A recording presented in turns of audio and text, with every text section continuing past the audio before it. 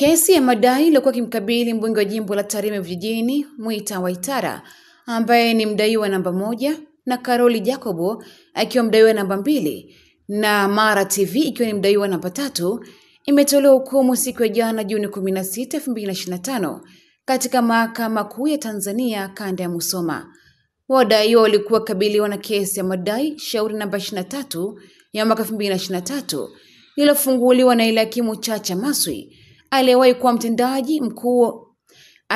mtendaji mkuu wa mamlaka kudhibiti ununuzi wa umma ambaye kwa sasa ni katibu mkuu wa Wizara ya Katiba na Sheria.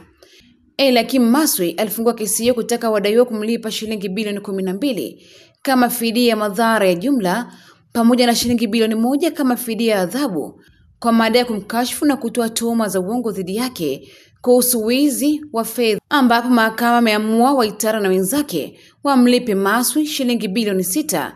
pia waite vyombo vya habari na kumsafisha dhidi ya tuhuma walizotoa dhidi yake pamoja na kulipia gharama zote za kesi.